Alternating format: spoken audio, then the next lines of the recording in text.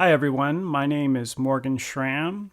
I'm recording from Portland, Oregon, and for my first assignment I wanted to discuss timbre, which is something that we learned about in our frequency lesson, and talk a little bit about spectral complexity. So a brief overview of my talk is I'll give a definition of timbre and some of the associated terms. I'll talk about spectral complexity. We'll take a look at a number of spectral graphs. One of them I grabbed from the internet, and then another few that I generated myself of some instruments that I had on hand. We'll go over some conclusions. Then I actually have another video that has some supplemental material that I'll describe at the end here. So timbre, as we learned in our frequency lesson, is the quality of an instrument that sort of separates it from another instrument, even when they're playing the same note or the same pitch. So some other terms that are associated with timbre when we're talking about frequency analysis are the fundamental frequency. Normally this is the lowest frequency. This is what really defines the note or the pitch. It's also called the first harmonic. There are harmonics, which are higher frequency information that's located at integer multiples of the fundamental frequency. These can also be called overtones. The difference between overtones and harmonics is that harmonics include that first fundamental frequency, that's the first harmonics, and the overtones start with the second harmonic. It's all the higher frequency harmonics. Inharmonics are any partials, so any power that is located at frequencies other than the integer multiples of the fundamental frequency. So just to give you an idea graphically of what all these terms kind of look like on these spectral plots, here we have the spectrum of a cello. This is a particular note on the cello. I didn't generate this graph. I kind of grabbed it off the internet, and you can see that there are a number of peaks on this spectrum. Now this lowest peak is what's known as the fundamental frequency, and so that's what really defines the note that's being played. And then all the higher frequency information is what provides the kind of color of that particular instrument. And so each of these higher frequency peaks are called harmonics or overtones. I didn't do the math here, but I'm just assuming that these are all at integer multiples of that first fundamental frequency that we were talking about earlier.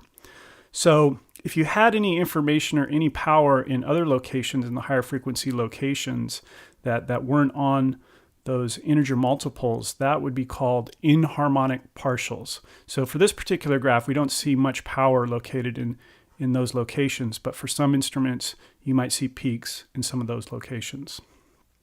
So what I wanted to do was actually try and generate some graphs like this with my kind of limited home studio that I had and some instruments that I have around the house. So I'll show you the spectral graphs that I generated for some of these oscillators: a tuning fork, a crystal singing bowl, a clarinet, and a piano. I also took a look at a guitar and a saxophone, but for brevity's sake, I'm not going to include that here. So first I want to talk about what I consider low spectral complexity oscillators. So the tuning fork and the singing bowl, they had sort of similar simple spectral graphs with very little energy that was outside of that fundamental frequency. So the tuning fork especially had this very kind of sharper peak right around the fundamental frequency, and my speculation is that a tuning fork is about as close as you can get to a sine wave with respect to kind of the least amount of spectral complexity as far as an oscillator goes. The singing bowl was similar in that it had a very pronounced fundamental frequency with little higher energy present. Now, one of the differences you can note with the singing bowl is that peak is a little broader around the fundamental frequency, so it's not quite as sharp in nature as the tuning fork was. So a couple of instruments that had what I call higher spectral complexity were the clarinet and the piano. So first off, the clarinet, you can see, has this pretty distinct fundamental frequency And then the interesting thing about this is it looks like that sort of second harmonic, the first overtone, is missing on the clarinet.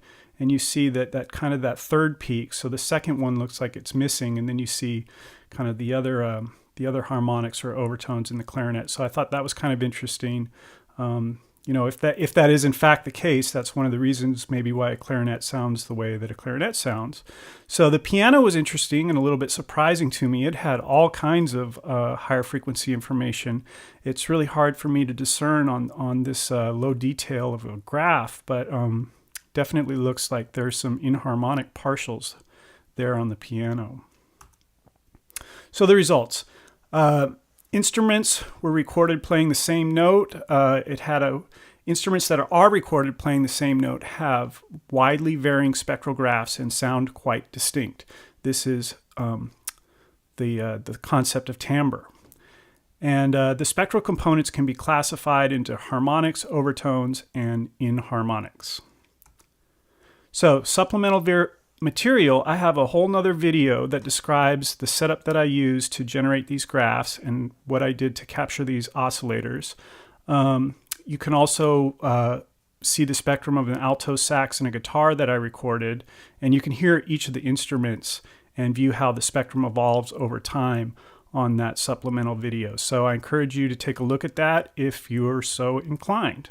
So thanks a lot.